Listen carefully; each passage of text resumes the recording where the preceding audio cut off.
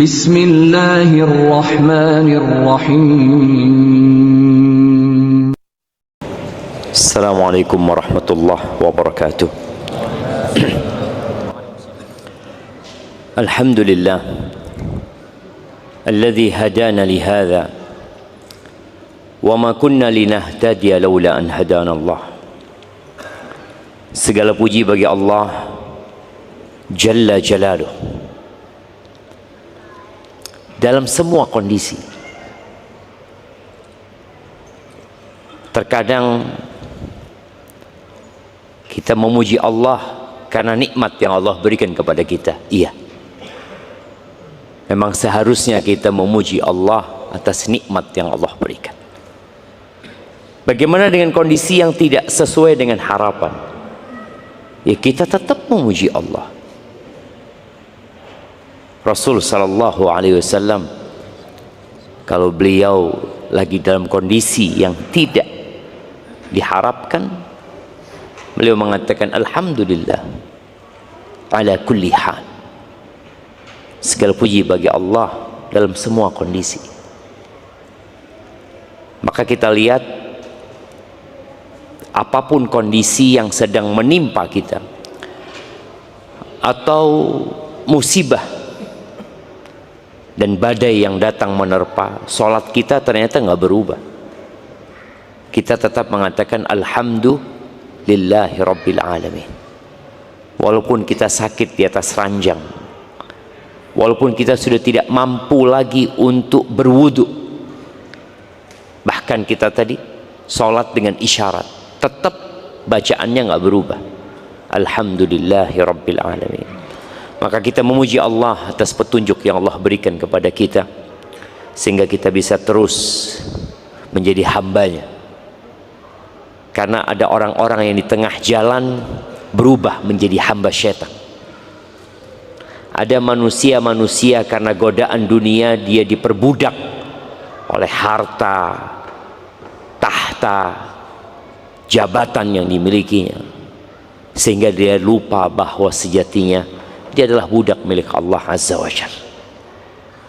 Tatkala Allah menyebutkan nikmat yang agung yang Allah berikan kepada Nabi Muhammad alaihi salatu wassalam, nikmat Isra, ya, berangkat ke Masjidil Aqsa di suatu malam, kemudian balik di pagi harinya beliau sudah ada di Mekah. Allah mengatakan subhanalladzi asra bi'abdihi. Maha suci Allah yang telah mengisrokan. Isra itu perjalanan di malam hari, ya. Bi'abdihi, dengan hambanya. Hamba. Jadi kalau kita tahu kehormatan yang paling puncaknya tatkala engkau menjadi hamba untuk Allah Azza wa Jalla, bukan hamba untuk nafsu. Maka semoga Allah menyempurnakan nikmatnya buat kita, mematikan kita di atas hidayah ini, di atas agama ini, menjadi hamba yang taat. Karena pada hakikatnya innamal a'mal bil khawatim, amalan itu tergantung penutupnya. Allahumma salli wa sallim ala abdika wa rasulika sayyidina wa maulana Muhammadin wa ala alihi wa ashabihi ajma'in. Ya Allah, semoga salawat dan salam, berkah dan nikmat senantiasa engkau curahkan untuk hamba kekasihmu, untuk baginda Nabi kita Muhammad alaihi salatu wassalam, untuk keluarga beliau, untuk istri-istri beliau, untuk putra-putri beliau, dan untuk seluruh sahabat Nabi. Semoga Allah meridhai kita bersama mereka. Rumah tangga siapa yang tidak ada masalah? Kita kasih hadiah, awal door prize diberikan kepada yang rumah tangganya nggak ada masalah. Nah, fadhal jamaah. Mungkin ada, Anda nggak tahu. Rumah tangga siapa yang tidak ada masalah? Ahibati fillah, di rumah Nabi alaihi salatu wassalam ada masalah. Bahkan Nabi alaihi salatu wassalam pernah menceraikan salah satu istrinya. Baik. Siapa istri yang diceraikan dan kenapa? Nah, Hafsah diceraikan sama Nabi SAW. Kenapa diceraikan? Karena membocorkan rahasia.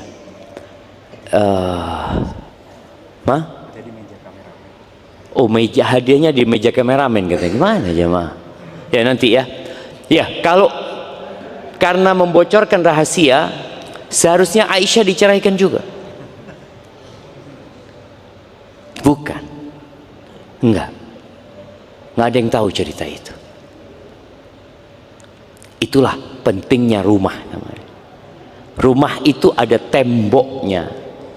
Rumah itu ada pintunya. Enggak perlu rahasia di rumah keluar. Makanya para ulama menyebutkan sampai hari ini masih terjadi silang pendapat. Kenapa Hafsah diceraikan? Oh, mungkin karena ini, ada yang mengatakan tadi karena membocorkan rahasia. Oh, enggak mungkin. Aisyah akan diceraikan juga kalau membocorkan rahasia. Enggak ada masalah. Maka enggak perlu kita membocorkan apa yang terjadi di rumah kita. Dia sudah pisah. Bahasanya kenapa bisa? Ya udah, enggak ada kecocokan. Antum tapi tetap ambil hadiahnya dia. Nah, jangan. Ada seorang laki-laki yang diisukan dia mau pisah sama istrinya. Diisukan. Biasa ya, desas-desus ini kalau sebuah rumah tangga lagi ada masalah, biasanya tetangganya dengar, ya sohibnya dengar, mulai rame. Iya katanya mau firok gitu loh. Iya katanya mau cerai, katanya. Akhirnya nih orang datang ke laki-laki ini. Ana dengar antum mau menceraikan istri antum. Kata dia, apa urusan antum sama istri ana? Urusan antum itu apa sama istri ana? Oh iya, kata dia, baru sadar dia, ada apa nih urusin dia? Oh iya. Dia ngomong kenapa? Kata, lu apa urusannya? Di sini pentingnya seorang muslim yang sudah baik keislamannya, dia akan meninggalkan perkara-perkara yang tidak ada urusan sama dia, yang nggak berguna buat dia. Dalam hadis Hasan bin Ali bin Abi Thalib radhiyallahu anhuma, Nabi SAW bersabda, min husni islamil mar'i tarkuhu ma la ya'ni. Termasuk bukti baiknya Islam seseorang. Jadi kalau antum mau tahu Islam antum baik atau tidak, anak ini Islamnya sudah baik apa enggak? Dia meninggalkan hal-hal yang tidak ada manfaat, yang tidak berguna buat dia, yang tidak ada urusan dia di situ sebenarnya. Maka sebagian kita itu sibuk nonton berita yang tidak ada hubungan sama dirinya. Itu bukti kalau Islam antum belum benar. Sibuk scrolling TikTok, IG yang antum nggak ada manfaat. Setelah 1 jam antum nonton, aneh dapat apa? Urusan bukan urusan ana. Kenapa ana sibuk? Oh, artis fulan cerai sama suaminya. Kenapa ya? Lihat beritanya. Nanti lihat, oh ada link lagi bawahnya, dilihat lagi. Nanti ada link lagi. Terus setelah itu antum dapat apa? Ya nggak ada urusan apa-apa. Emang antum mertuanya dia? Ya bukan, Ustaz. Tetangga? Enggak juga, kata dia. Besan? Bukan. Terus siapa antum? Ya fans. Astagfirullahaladzim. Baik, cerita orang tadi tuh yang nggak mau membocorkan kenapa dia menceraikan istri. Kenapa dia mau menceraikan istri? Setelah berapa waktu cerai beneran, jam. Benar terjadi perceraian. Sudah. Akhirnya sang istri setelah selesai masanya nikah sama orang lain. Datang lagi sahibnya ini. Oh, sekarang ana mau tanya, kata dia. Kenapa antum ceraikan dia? Kata dia, istrinya orang. Ada apa urusan anak? Udah nikah sama orang gitu loh. Antum tuh apa urusannya gitu loh. Apa urusannya? Inilah kadangkala permasalahan di dalam rumah tangga menjadi besar dan sulit untuk diselesaikan ketika bocor. Jadi ada bocor halus, ada bocor.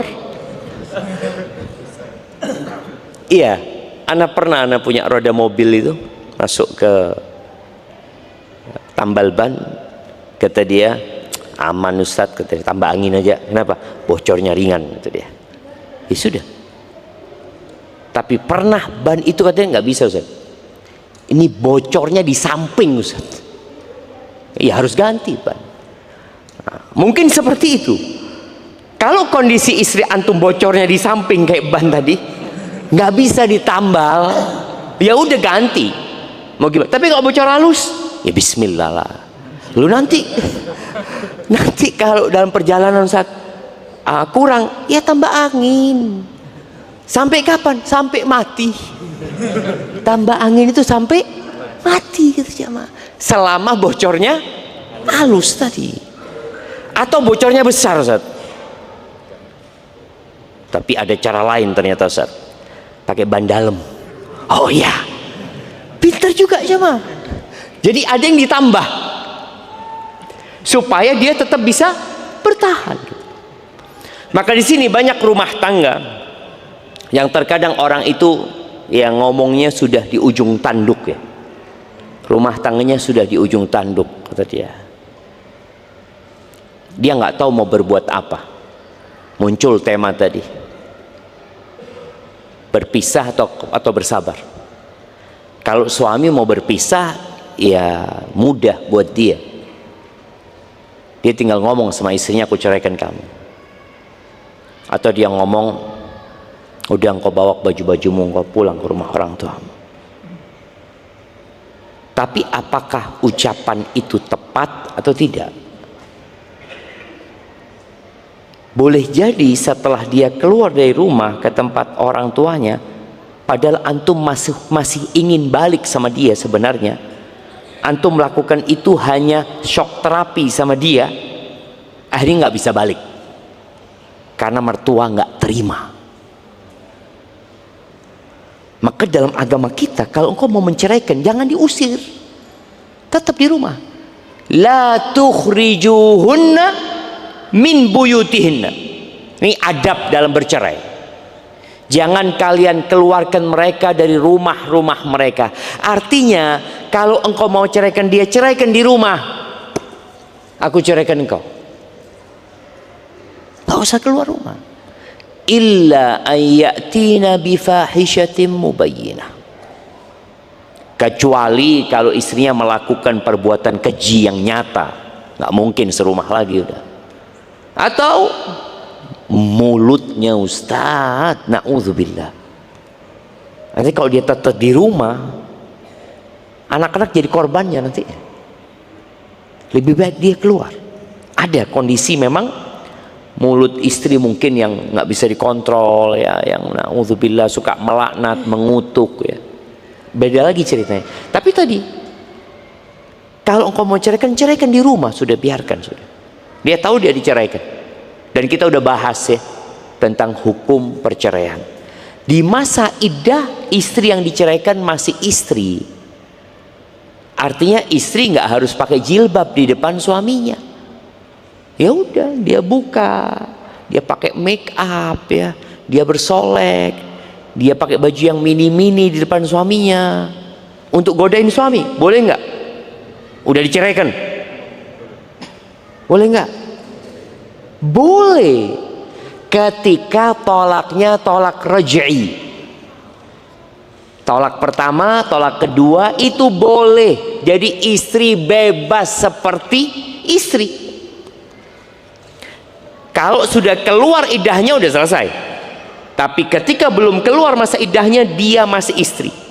Ingat tolaknya bukan tolak bain. Istilah tolak bain itu tolak yang nggak bisa rujuk. Tapi kalau tolaknya raj'i, silahkan. Maka dengan di rumah istri tahu aku ceraikan engkau. Jadi istri tahu aku diceraikan. Iya, engkau sudah aku ceraikan. Mulai malam ini engkau hitung masa iddahmu. Ya sudah.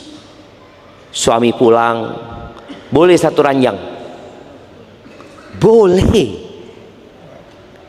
Istri punya hak sandang, pangan, papan, tetap nafkahnya dikasih. selama istrinya tidak nusyuz, sudah dikasih nafkah semuanya. Kemudian nanti harapannya ada rujuk ya, harapannya boleh jadi setelah 1 bulan, setelah 2 bulan, dilihat istrinya kok Masya Allah ya, kalau kemarin masalahnya dia diceraikan gara-gara sholatnya telat-telat umpamanya, kemudian dia keluar rumah tanpa izin ini itu, dilihat istrinya sekarang Masya Allah lebih sering di rumah, lebih sering ngaji, boleh rujuk. Tapi kalau istri yang tidak suka sama suaminya, istri bisa khulu. Ingat ya, khulu ini bukan gugat cerai atau cerai gugat. Khulu ini cerai gugat plus mengembalikan sesuatu. Jadi sang istri bukan mengatakan kepada suaminya ceraikan aku. Kalau ceraikan aku, diceraikan sama suaminya, cerai, bukan khulu. Tapi kalau khulu itu dia menebus dirinya. Maka para ulama menyebutkan apa saja lafaz yang bisa dipakai untuk khulu. Yang paling familiar adalah khulu itu sendiri. Seorang suami mengatakan khala'tuki, kalau bahasa Arab ya, aku menghulukmu, berarti istri punya kewajiban yang mengembalikan mahar, karena suami tidak menceraikan. Atau sang suami ditawari sama istrinya, akhtali'u nafsi minka, aku menanggalkan dirimu, aku khuluk diriku darimu, aku menanggalkan ya pernikahan ini, aku mau pisah sama engkau. Jadi ketika menggunakan lafaz khulu, maka di situ ada pengembalian yang namanya mahar atau apapun yang disepakati. Atau suami mengatakan, yang kau ceraikan dirimu sudah, tapi berikan kepada aku sekian dan sekian, nggak ada masalah. Boleh jadi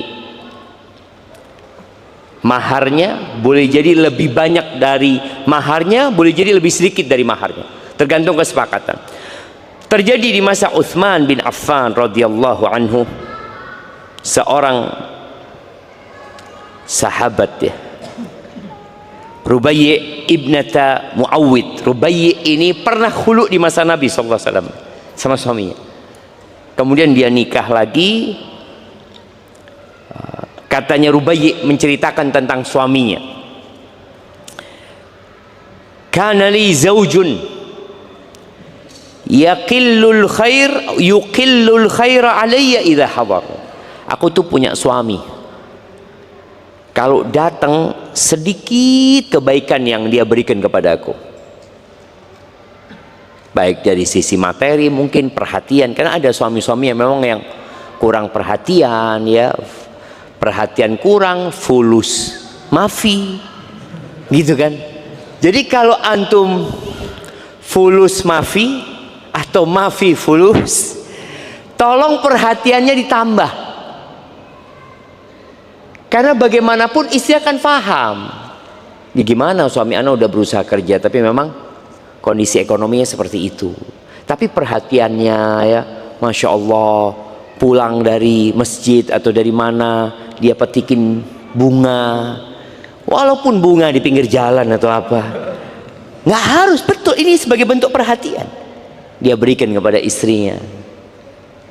Kemudian mungkin ketika dia habis makan, mungkin makanannya cuma tempe sama sambal, dia katakan jazakillah khair sayangnya, makasih banyak ya. Jadi ini yang akan menjadi perekat rumah tangga. Jadi istri tahu memang dia miskin rumah tangganya, suaminya miskin, tapi sang suami memberikan perhatian lebih. Ada yang sudah miskin, mafi fulus, mafi perhatian, judol, tambah sudah mafi fulus, judol lagi, pinjol, tambah ruwet cuma, pulang malam telat, pulang malam bawa fulus nggak apa-apa gitu kan. 2M, Masya Allah, ngerampok di mana bang? 2M ini malam-malam gitu kan. Jadi tadi perlu perhatian nih, Rubayyi mengatakan, suamiku tadi kalau ada di rumah, waduh, sedikit kebaikan dia. Wa yahrimuni idza ghab. Jadi kalau di rumah sedikit, kalau lagi safar nggak ngasih apa-apa. Loh gimana sih? Ini kan seharusnya tadi kalau safar ninggalin sesuatu ya. Kan ada safar sudah habis sudah. Terus ya sudah cari sendiri gitu. Kan ada suami-suami yang istrinya dipaksa untuk cari fulus. Ini Rubai mengeluhkan sikap suaminya. Qalat fakanat minni zallatun yauman. Suatu hari terjadi ya masalah lah dari aku. Suatu hari. Ya mungkin dia ribut sama suaminya, akhirnya katanya Rubai, akhtali'u minka bikulli syai'in amlikuhu. Aku menghulukmu dengan semua harta yang kumiliki. Bayangin, udah capek nih jemaah. Kadang-kadang perempuan habis gitu nyesel dia. Kata suaminya, naam, dia fulus ini gitu jemaah. Bisa nikah lagi dia, ruwet sama ini kata dia, sudahlah. Naam jemaah. Ini khuluk tadi. Boleh dengan yang lebih banyak daripada hartanya. Kemudian qultu fa fa'altu, sudah. Aku iyakan. Karena udah capek gitu. Istrinya juga udah capek gitu. Dapat suami kayak gini, akhirnya dia menebus dirinya dengan harta tadi. Oleh karena itu, pekan lalu disampaikan bahwasanya jangan salah memilih pasangan. Apalagi istri. Kalau engkau salah, sulit lepasnya gitu loh. Karena banyak orang yang berpikir ya sudah dia kabur, jatuh cerai. Enggak. Suaminya enggak pulang-pulang, jatuh cerai. Tidak. Sampai kapanpun engkau istri, enggak bisa lepas. Kecuali engkau tadi suaminya enggak ada, baru ngajukan ke pengadilan. Nunggu setelah diputuskan oleh pengadilan. Maka Rubai merasa senang, tapi pamannya nggak terima. Abahnya mungkin sudah meninggal dunia, paman yang menjadi walinya. Fakhasama ammi Mu'ad ibn Afra ila Uthman. Pamannya Mu'ad bin Afra datang ke Uthman bin Affan, sepertinya Uthman khalifahnya pada waktu itu radhiyallahu taala anhu. Fa ajazal khulu'. Dan Uthman menerima khulu' itu. Terjadi khulu' dengan semua yang dimiliki oleh Muawwid ini. Wa amarahu an ya'khudha iqasa ra'si famaduna. Dan memerintahkan kepada Uthman untuk mengambil sampai tali rambutku. Dan yang lebih kecil dari rambut kasihkan. Soalnya engkau mengatakan aku menghuluk diriku, menghuluk darimu, melepaskan diriku darimu dengan semua yang aku miliki. Bikulli syai'in amliku. Maka akhirnya semua dikembalikan, tali rambut diberikan, ini itu. Boleh khuluk dengan seperti itu. Tapi apakah memang harus? Apakah masalahnya tidak bisa diselesaikan dengan sabar? Jemaah, ada masalah yang mungkin menurut kita pelik. Menurut kita sudah nggak ada solusi. Ya, boleh jadi itu menurut kita karena sebagian kita menggunakan perasaan sehingga akalnya tertutup. Apalagi kalau sudah sakit hati sama suaminya, hilang semua kebaikan suaminya. Makanya kenapa Rasul sallallahu alaihi wasallam ketika mengatakan uritun nar fa idza aktsaru ahliha nisa, ditampakkan kepada aku neraka dan kebanyakan penghuni neraka adalah wanita. Walimah ya Rasulullah. Perempuan pada tanya kenapa, kata yukthirnal la'n wa yakfurnal ashir. Dalam riwayat lain katakan yakfurna, Mereka banyak melaknat, mereka kufur sama suaminya. Di riwayat lain dikatakan mereka kufur, bukan kufur kepada Allah tapi kufur kepada suaminya. Nabi membuat sebuah ungkapan ya, yang subhanallah, ana percaya dengan sabda Nabi SAW, yakin 100% bahwa banyak wanita yang kalau sedang sakit hati sama suaminya, padahal suaminya baik, sepanjang tahun berbuat baik kepada istri, tapi gara-gara satu kesalahan, sang istri mengatakan, ma ra'aitu minka khairan qat, aku tidak pernah melihat engkau berbuat baik kepada aku sedikit pun, tak pernah. Loh, berapa tahun kita berumah tangga? 12 tahun, nggak pernah engkau lihat kebaikan dari aku, nggak ada. Bener, nggak ada. Kalau sudah sakit hati jemaah, nggak ada, bener-bener nggak ada jemaah. Pernah ada cerita seorang raja di Andalusia sana ya. Kalau cerita Andalus maka kita cerita duka, cerita kesedihan. Hampir 800 tahun umat Islam di situ, kemudian hilang, tidak ada. Jadi kalau antum ke Andalusia, ke Spanyol ya, ke Madrid sana, atau ke Valencia, ya ada mungkin bekas-bekas kejayaan Islam, bekas kejayaan Islam yang sudah runtuh, udah nggak ada lagi. Apa penyebabnya? Sibuk dengan dunia ya, mereka sibuk dengan bangunan, bangun ini, bangun ini, bangun itu. Ini ada seorang raja, suatu hari istrinya melihat orang kampung itu main lumpur. Antum tahu kalau lagi ada sawah ya, lagi nanam padi, sebelum nanam padi itu kan dibajak ya, ngelihat gadis-gadis kecil itu pada main lumpur jemaah, lempar-lempar, senang mereka. Istrinya ingin jemaah, bang, aku kepingin bang, kata dia. Waduh, gimana ya, istrinya kepingin. Akhirnya dibuatkan lumpur jemaah, dari coklat. Bayangin ya, kalau di Indonesia itu ada rumah coklat, ada istana coklat, ada apa, ini lumpur coklat. Mandi istrinya di sana jamaah ya, bersama dayang-dayangnya ini tuh, wah bahagia sekali. Hari berputar, roda kehidupan berputar, kerajaan ini runtuh.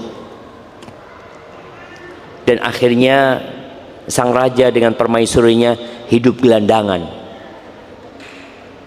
Ya sudah, hidup di tempat pengungsian ya. Suatu hari terjadi kesalahan lah. Suami mungkin sama istrinya ngomong mungkin tidak enak, marah istri, mengatakan seperti yang disabdakan Rasul SAW, ma ra'aitu minka khairan qat. Qat itu sama sekali jemaah, nggak pernah aku melihat kebaikan di dirimu, sama sekali nggak ada. Suaminya, wala yaumul wahl, hari aku bikinkan lumpur buat engkau, hari itu juga bukan kebaikan. Sudah habis jemaah. Itu yang terjadi. Maka tolong para wanita jangan bermudah-mudahan. Imma dia gugat cerai atau dia minta khulu. Kalau gugat cerai kan tadi tanpa ada pengembalian mahar. Khulu ada karena suami nggak mau menceraikan. Tapi kalau suami yang menceraikan, sudah aku ceraikan engkau, selesai, jadi nggak ada khulu. Tapi kalau sudah suami nggak mau, kemudian engkau hendak menebus dirimu, silahkan, nggak apa-apa. Tapi jangan terburu-buru. Waktunya kapan? Bil yamin. Waktunya kapan? Kalau cerai, ini bicara cerai. Siapa yang bisa menyebutkan kapan waktu cerai yang sunnah dan diperbolehkan, dan kapan waktu cerai yang terlarang? Fadhal. Nah, ada mic yang bisa di, nggak ada. Type yang keras suaranya.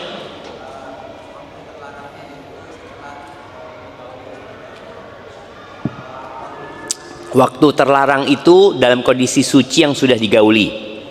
Siap.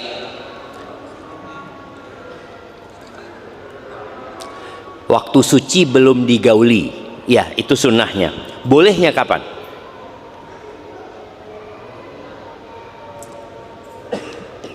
Yang larang itu kan tadi satu. Terus waktu yang lainnya yang terlarang kapan? Waktu haid yang terlarang, waktu hamil yang diperbolehkan. Nah, sahih apa enggak? Iya, kasihkan aja, nggak apa-apa cuma. Iya, jadi sunnahnya itu kalau mau menceraikan istri, mikir suami, pakai akalnya. Kalau engkau menceraikan istrimu, tadi malam baru aku gauli dia, nggak jadi, jangan. Istriku masih haid, nggak boleh, haram hukum, dosa. Walaupun cerainya jatuh tapi dosa. Terus kapan? Nunggu dia suci. Jadi suami benar-benar nunggu. Istrinya sedang haid ya, kayaknya rumah tangga kita sudah nggak bisa dipertahankan, ngomong gitu. Terus sang istri ngomong, ya terserah, ya udah, nunggu. Istrinya kan masih haid. Ketika suci biasanya suami ini nunggu istrinya suci memang. Ketika suci nggak kuat sang suami, digaulin istrinya. Terus bang, kayaknya nggak bisa sekarang pisahnya. Iya kayaknya, kita lihat nanti. Nah jemaah, jadi memang seperti itu syariat ini. Jadi larangan itu jangan dilanggar. Mesti ada hikmahnya di situ. Kenapa kok dilarang gitu loh? Terus kalau memang menceraikan tadi, kondisi yang sunnah itu dalam kondisi suci yang belum digauli. Yang boleh dalam kondisi hamil. Masyarakat banyak menyalahkan. Enggak, itu boleh. Kalau hulu kapan saja. Kalau hulu kapan saja. Kenapa? Karena ada perbedaan dengan tolak. Kalau tolak itu kan suami yang melakukan. Kalau hulu istri yang meminta. Jadi biasanya karena sesuatu yang membahayakan dia, ya sudah, karena dia memang minta pisah, ya udah, kembalikan maharnya udah kapan saja. Mau datang dalam kondisi haid, dalam kondisi suci habis digauli, boleh jadi dia ada KDRT dari suami dalam kondisi dia digauli, kemudian dia mau melepas dirinya, silahkan. Itu kalau memang pilihannya seperti itu. Jamaah rahimakumullah, sempat disinggung bahwasanya perpisahan dengan khulu ini masuk tolak atau fasakh. Jadi kalau tolak berarti terhitung dari 3 tolak yang dimiliki suami. Jadi kalau khulu ini masuk tolak ketika sang suami menghulu istrinya atau istri meminta khulu kepada suaminya, berarti terhitung tolak 1. Tapi kalau fasakh enggak masuk hitungan. Dan kalau dilihat pendapat jumhur ulama masuk tolak, masuk dalam tolak. Tapi yang dikuatkan oleh Syekh Ibn Utsaimin rahimahullahu taala, dan itu salah satu pendapat dari kalangan Hanabilah, sebagian salafus soleh, pilihan dari Syekhul Islam Ibn Taimiyah dan Asy-Syaukani, mereka berpendapat bahwasanya khulu itu fasakh. Fasakh itu artinya nikahnya dibatalkan, dipisahkan, jadi bukan tolak. Sehingga nanti ini akan berdampak kepada iddahnya. Jadi iddahnya khulu itu ada 2 pendapat ulama. Jumhur mengatakan iddahnya seperti tolak, tapi pendapat yang mengatakan itu fasakh enggak, ditunggu sampai suci dia selesai. Barakallah. Jadi namanya istibra, memastikan bahwasanya dia nggak mengandung, dia nggak hamil. Itu aja. Setelah itu sudah selesai, dia boleh nikah. Barakallahu fiik. Kita dengarkan adzan dulu.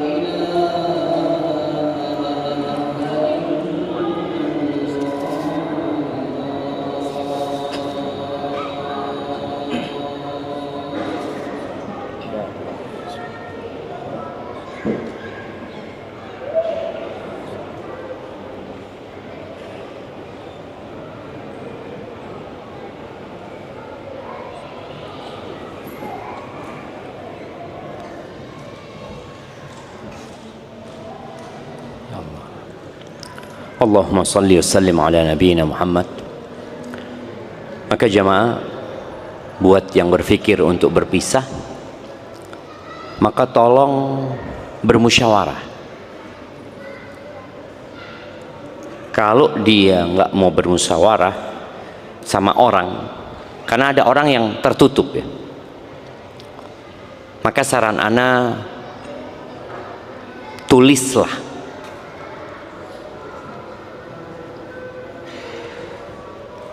Dampak-dampak negatif dari perceraian.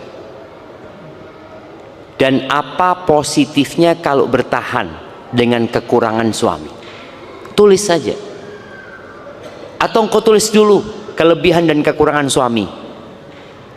Tulis. Kadang-kala istri itu memang lupa sama kelebihan suami. Pernah ada seorang perempuan yang curhat, dia mengatakan suami anak gini, suami anak, suami. Terus anak terakhir ngomong, Bu, emangnya suami ibu nggak punya kebaikan? Ada, Ustaz. Coba sebutkan ibu.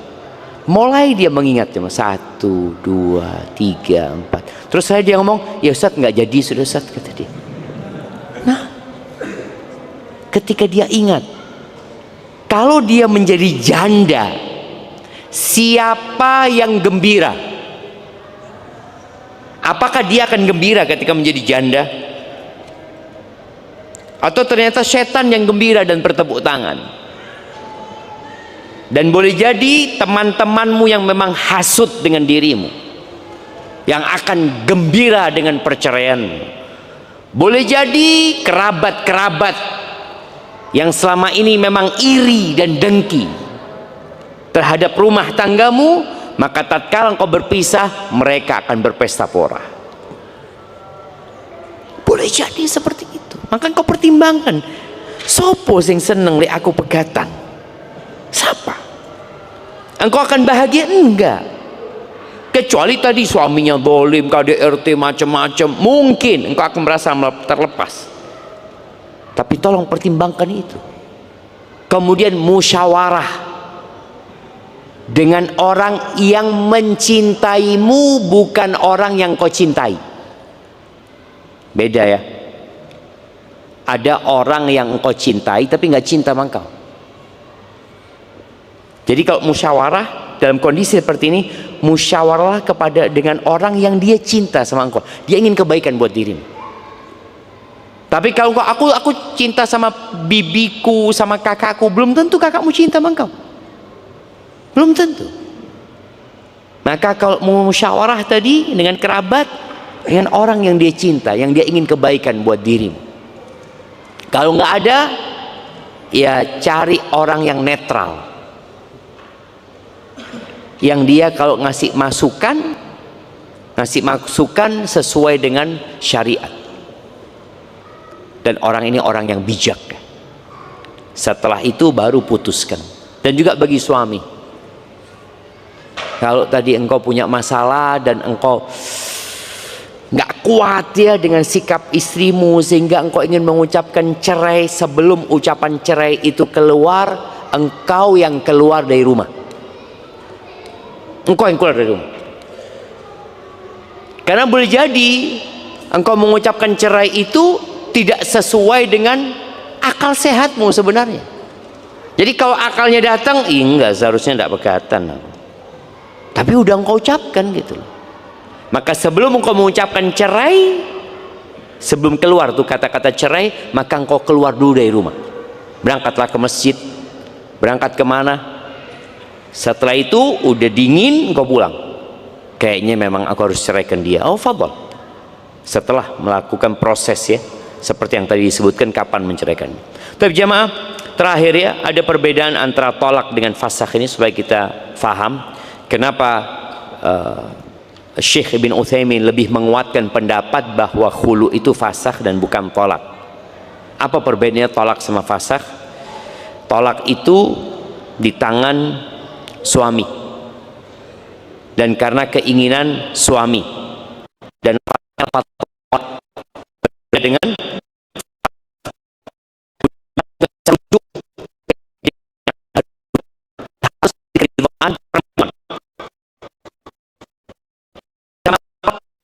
kalau tolaknya nggak tolak bain, nggak ada masalah, rujuk tanpa keridhaan perempuan.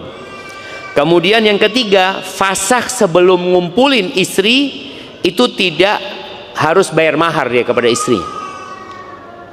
Kalau dia fasakh padahal dia belum ngumpulin istrinya, jadi nggak ada mahar yang diberikan kepada istrinya. Tapi tolak, kalau sebelum masuk, sebelum ngumpulin istrinya dia ceraikan istrinya, setelah ditetapkan berapa maharnya, maka sang istri berhak mendapatkan setengah maharnya. Beda sama fasakh tadi. Kemudian fasakh tidak dihitung dari jumlah talak yang dimiliki oleh seorang suami. Kemudian tolak, ini yang penting berkaitan dengan tolak. Tolak itu tidak mengikuti keputusan pengadilan. Tolak itu. Tapi kalau antum ingin surat cerai, harus dengan keputusan pengadilan. Tapi kalau hukum agama, tolak itu tidak ada urusannya sama hakim. Karena kalau kita ke pengadilan, antum sudah menceraikan istri antum 3, berangkat ke pengadilan, pengadilan mengatakan apa? Belum, antum belum menceraikan istri antum. Betul, secara hukum negara belum. Mana buktinya?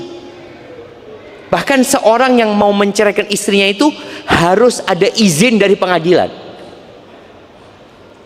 Dia dikasih, ya kalau memang udah nggak bisa dilanjutkan, oke, engkau silahkan ucapkan cerai kepada istri. Itu kalau urusannya sama buku cerai, apa, surat cerai, surat apa, akta cerai itu seperti itu. Tapi dalam hukum agama, tolak itu nggak ada urusannya sama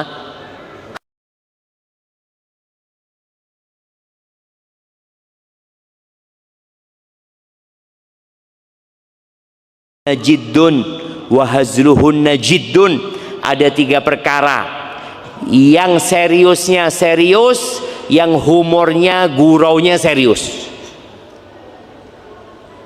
Sebutkan 3. Nah, ada hadiahnya. Mana yang mau jawab? Sebelah kanan belum ada yang jawab dari tadi. 3 perkara. Yang seriusnya serius, guraunya serius. Nah, fadhal.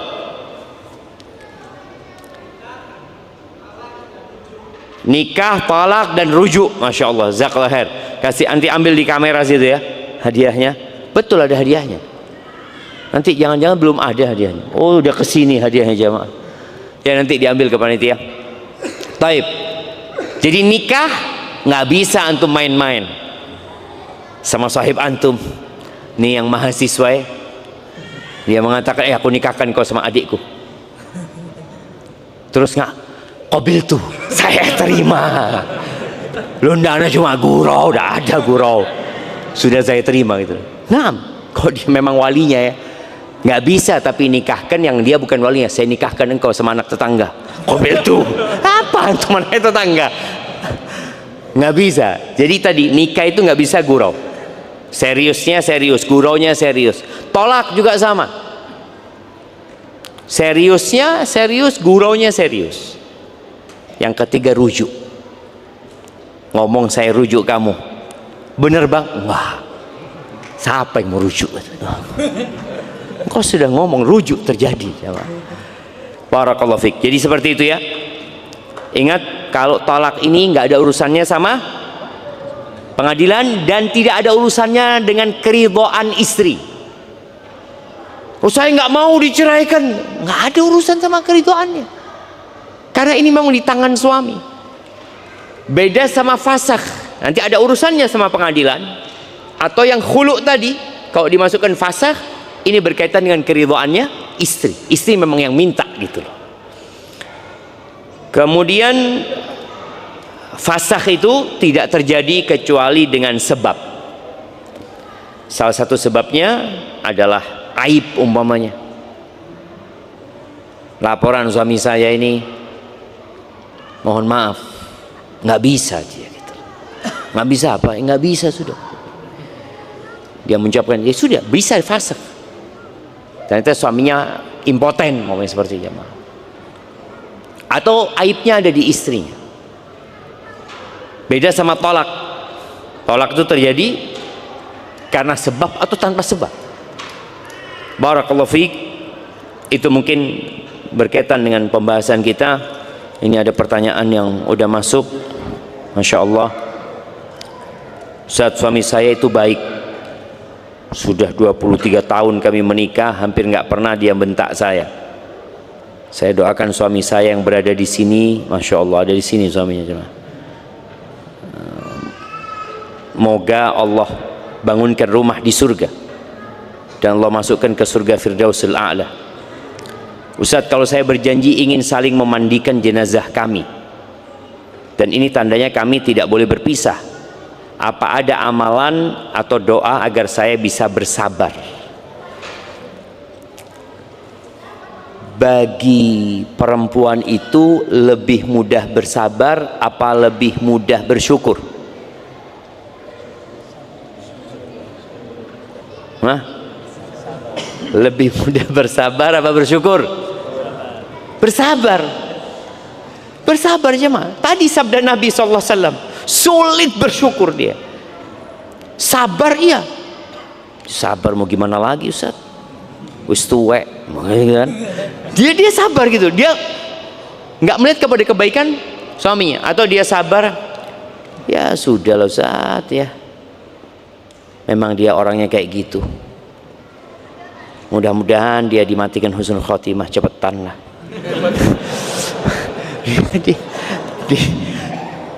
dia sabar. Artinya dia tahu suaminya nggak baik tapi dia bersabar. Untuk bersyukur sulit. Kenapa doa yang diajarkan Nabi SAW yang dianjurkan dibaca di penghujung setiap sholat itu adalah Allahumma a'inni ala dzikrika wa syukrika wa husni ibadati. Karena nikmat Allah itu lebih banyak daripada musibah. Makanya orang itu sulit bersyukur. Tapi untuk sabar, mau gimana lagi? Kan kita tahu sabar itu 3. Sabar melaksanakan perintah, sabar menjauhi larangan, dan sabar karena mendapatkan musibah. Sabar yang ketiga ini sabar terpaksa sebenarnya. Kenapa? Wis ya apa meneng wis gitu loh, wis musibah. Tapi kalau sabar karena melaksanakan perintah, butuh effort dia, atau meninggalkan larangan, butuh perjuangan. Tapi kalau kena musibah, ya sudah diem sebenarnya gitu. Ketika dia yakin dengan takdir Allah Azza wa Jal, maka akan mudah.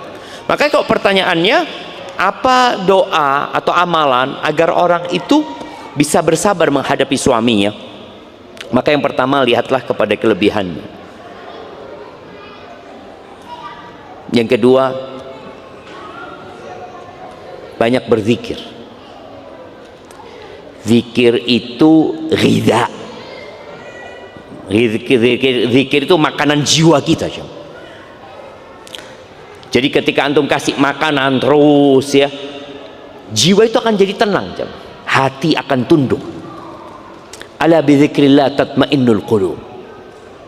Sesuai dengan konsistensi antum berzikir, seperti itu pula antum akan mendapatkan ketenangan. Zikrun nas, menyebut, mengingat manusia itu nyakitkan hati. Jadi kalau antum ngobrol orang ya, baca orang, nonton orang, tapi ketika yang antum baca tentang Allah, yang antum dengar tentang Allah, yang antum tonton tentang Allah, maka hati antum akan menjadi hati yang diridhain Allah Azza wa Jalla. Maka perbanyak zikir. Kemudian yang ketiga, yang menyebabkan orang itu bisa menerima kenyataan dan berharap tadi mati husnul khatimah bersama suaminya adalah keyakinan dengan takdir Allah Azza wa Jalla. Makanya doa yang diajarkan Nabi SAW ya, yang sering beliau bacakan bersama para sahabatnya, Allah maksim lana min khasyatika ma tahulu bihi bainana wa baina ma'asik. Ya Allah, bagikan buat kami rasa takut kepadamu yang dengannya terhalang kami dari perbuatan kemaksiatan. Wa minat ta'ati ma tuballighuna bihi jannatak. Dan bagikan buat kami ketaatan kepadamu yang dengannya engkau sampaikan kami ke surgamu. Wa minal yaqin ma tuhawwinu bihi alaina masaibad dunya. Dan berikan kepada aku keyakinan yang dengannya musibah-musibah dunia jadi ringan. Kadangkala kita merasakan musibah itu begitu beratnya karena iman kita kurang. Ini takdir Allah. Sebelum engkau lahir udah ditulis. Dan Allah itu lebih sayang sama engkau daripada orang tuamu. Yakin Allah lebih sayang sama kita daripada orang tua kita. Dan yakin ketika Allah memberikan musibah, bala, itu karena cinta. Idza ahabballahu 'abdan ibtala. Kalau Allah cinta kepada hamba, Allah kasih bala. Yakin bahwasanya orang yang paling berat balanya orang yang paling soleh. Maka asyaddun nasi balaan al-anbiya. Orang yang paling berat balanya para nabi. Ketika kau yakin gitu, aku belum apa-apa berarti musibahku. Iya, belum apa-apa. Cuma engkau menganggapnya besar. Bandingkan balakmu dengan balak saudara-saudara kita yang ada di Gaza. Bandingkan. Balakmu dengan orang-orang yang terkena gempa, kemudian tertimpa bangunan harus diamputasi kakinya, kehilangan suaminya, kehilangan anak-anaknya, kehilangan pekerjaannya, hidup cacat seumur hidupnya. Bandingkan. Oh, belum apa-apa. Tapi yang menyebabkan orang itu jadi nggak sabar melihat ke atas. Oh, fulana enak hidupnya, fulana seperti ini, fulana seperti ini. Engkau balak terus hidupku. Itu gara-gara tidak melihat kepada yang di bawah. Jadi kalau bicara amalan, mungkin itu beberapa amalan yang perlu dilakukan. Dan doa minta sama Allah supaya dimatikan husnul khatimah. Jadi kita perlu minta bagaimana rumah tangga kita dijaga. Di antara doanya adalah Rabbana hablana min azwajina wa dzurriyyatina qurrata a'yun waj'alna lil muttaqina imama. Barakallahu fiik. Semoga rumah tangganya dijaga semuanya. Assalamualaikum warahmatullahi wabarakatuh. Ustadzuna, ada 2 pertanyaan. Jika bersabar dan bertahan dalam pernikahan namun terzolimi karena istri tidak melayani lahir batin, apakah saya berdosa atau berpahala? Berat ini jemaah. Istri tidak melayani lahir batin.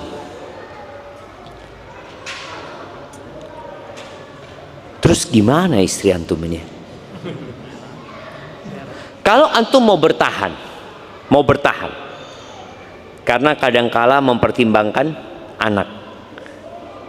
Ya, istri nggak mau melayani, juga anak nggak tahu apa sebabnya.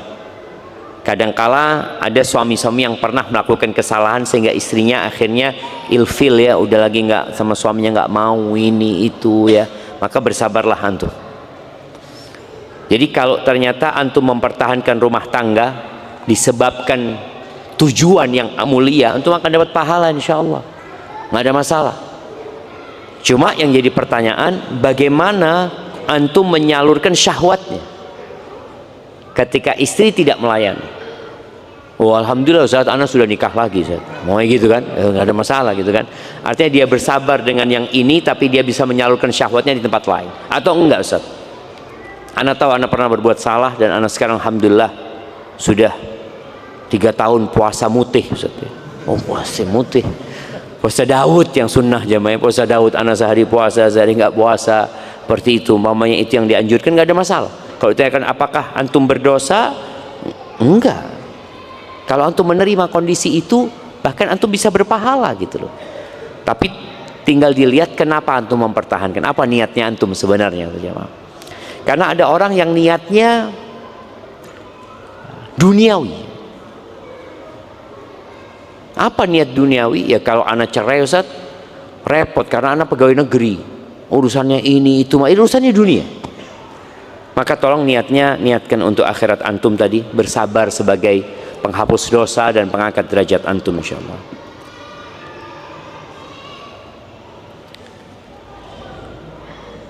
Bagaimana, apakah ada doa khusus untuk bisa punya rumah di Rabbani ini dan bisa bertetangga dengan Ustadz? Antum tanya dulu sama yang tinggal di Rabbani ini. Ya, jadi kalau antum mau beli sesuatu perlu memastikan terlebih dahulu. Yang pertama memang tetangganya, dimanapun ya. Belum tentu antum tetanggaan sama anak nggak pernah ketemu anak juga gitu kan. Wah, nah ternyata di sini harapannya tetangga sama Ustadz, ketemu Ustadz sebulan sekali gitu loh. Hasan jadi mahasiswa STDI, insya Allah tiap hari ketemu anaknya. Dari mana? Barakallahu fikum. Jika setelah talak 1 dan 2 lalu suami ingin rujuk, apakah harus ijab kabul kembali antara suami dan wali dari istri? Bagaimana ketentuan rujuk yang benar? Jazakallah khairan. Iya, apabila talak 1 dan 2 dan belum selesai masa iddahnya, maka tidak perlu nikah baru. Yang perlu ya suami merujuk. Merujuk bagaimana? Ya dengan ucapannya, saya rujuk kamu. Sudah, kita udah rujuk. Mamanya seperti itu. Dan ingat, ketika masa iddah nggak perlu keridhaan istri. Istri nggak bisa ngomong nggak mau aku, nggak bisa, karena posisinya dia diceraikan dan berada di masa iddah. Beda dengan khulu tadi ya. Jadi kalau prosesnya ya tinggal ngomong rujuk. Ada di daerah kita ini istilah nganyari nikah. Apa maksudnya nganyari nikahnya? Hah? Ya, memperbaharui nikah itu ya apa? Apakah karena kayaknya kita sudah lama nikah ini, udah 30 tahun, yuk nganyari yuk. Apa seperti itu maksudnya nganyari nikah ini? Atau karena cerai kemudian nganyari nikah? Jadi kalau selesai masa iddahnya udah keluar, maka bukan nganyari nikah, memang nikah. Nikahnya sudah nggak ada.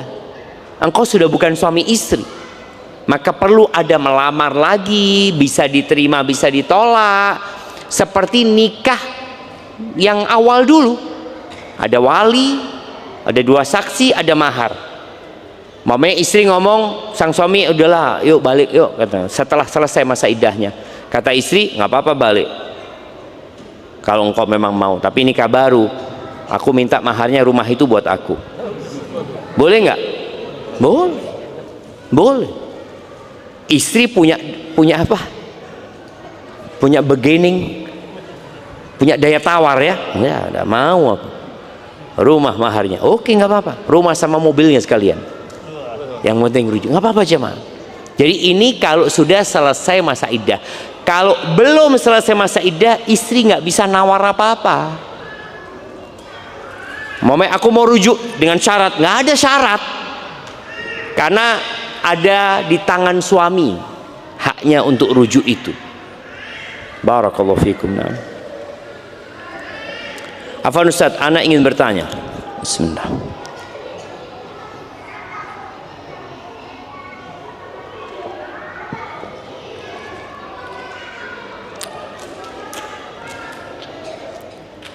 Seorang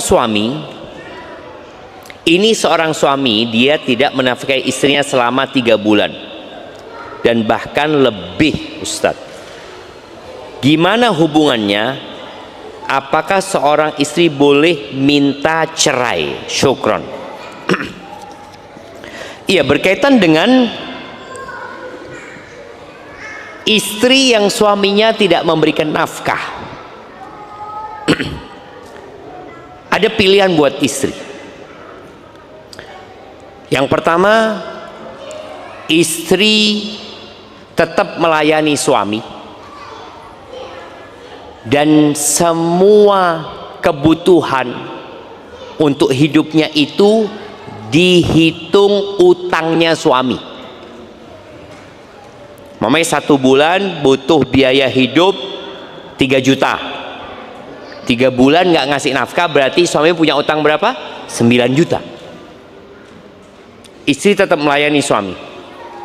Itu pilihan pertama. Pilihan yang kedua, istri melayani suaminya tetap, dan menghitung nafkah itu sodakoh dari istri kepada suami. Jadi nggak dihitung utang, hitung sodakoh. Yang ketiga, istri boleh tidak melayani suami. Nih para suami, kalau engkau tidak memberikan nafkah kepada istri, jadi nafkah dari suami ke istri itu beda dengan nafkah dari suami ke anak, dari suami ke orang tua. Nafkah dari anak ke orang tua atau dari bapak ke anak ya, itu disebutnya muasa, menolong, membantu. Tapi nafkah suami ke istri itu babnya bab al-muawadhah, transaksi imbalan, transaksi. Jadi sang istri ini dikasih nafkah karena dia melayanimu. Oh, dia suruh di rumah, dia suruh masak, dia ngurusin engkau. Jadi transaksional, betul. Tapi tadi kita sebutkan boleh jadi ya istri menganggapnya utang atau istri mengikhlaskan sebagai sedekah. Yang ketiga, istri tidak melayani dan istri keluar dari rumahnya. Enggak, aku ke tempat orang tua, engkau nggak ngasih nafkah. Sudah, aku ke rumah orang tua.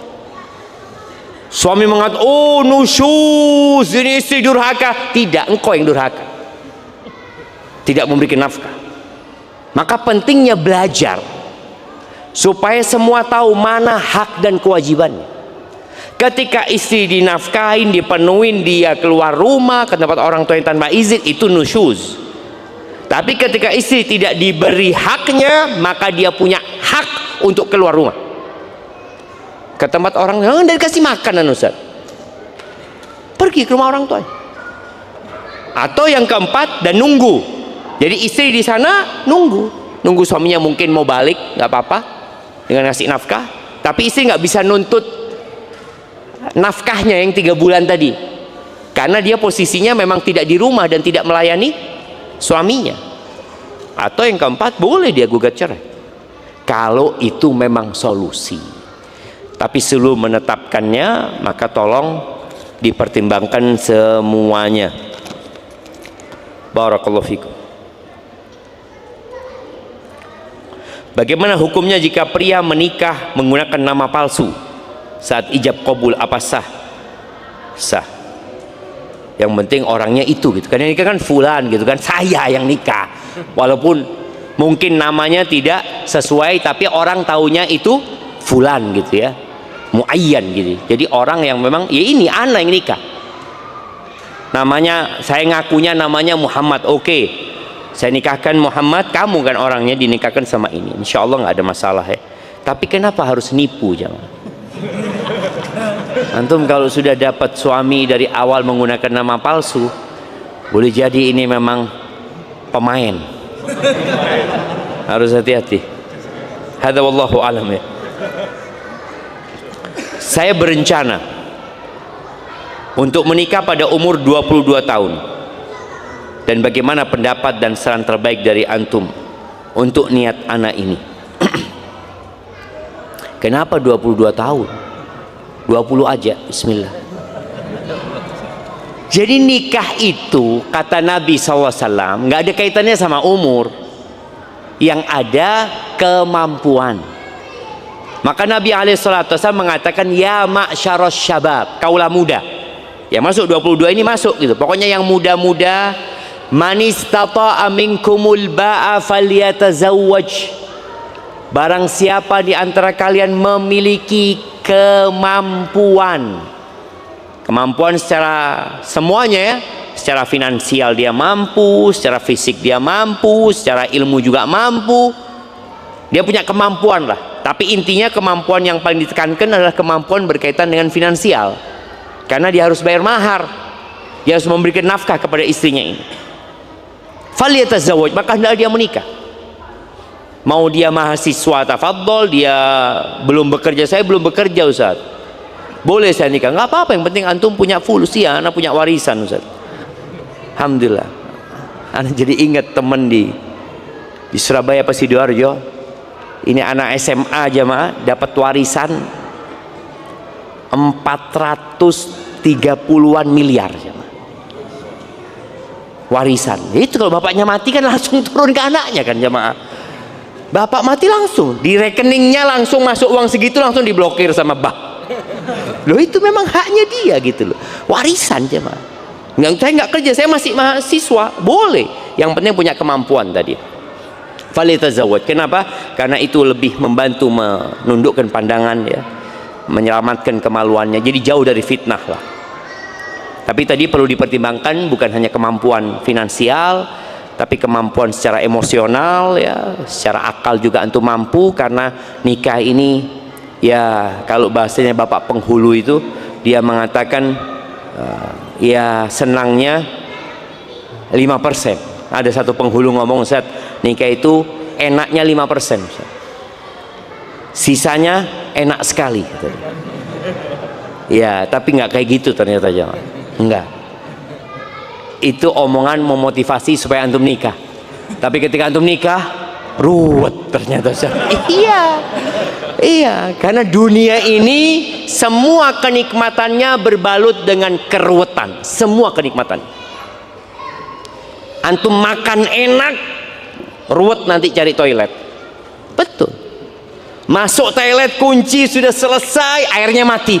Allahu Akbar. Hati dunia jamaah. Makan enak, selesai, berangkat, kolesterol naik, asam urat, dunia. Artinya semua kenikmatan. Maka tadi antum kalau mau menikah umur 22 tahun, ya anda nggak tahu kenapa antum batasi umur 22 tahun. Fadhal, ketika antum sudah mapan, sudah punya kemampuan, ya silahkan antum nikah. Tapi jangan pilih istri, jangan salah pilih istri ya, atau jangan pilih istri yang kemudian antum hanya melihat kecantikannya, ketika antum sudah nikah ternyata akhlaknya buruk, sehingga harapan antum mendapatkan sakinah nggak dapat, apalagi mawaddah dan rohmahnya nanti ya akan hilang. Jamaah rasa itu yang bisa anda sampaikan. Karena masih banyak pertanyaan, mungkin bisa kita baca di pertemuan yang selanjutnya. Kurang lebihnya mohon maaf. Subhanakallahumma bihamdika asyhadu an la ilaha illa anta astaghfiruka wa atubu ilaik. Assalamualaikum warahmatullahi wabarakatuh.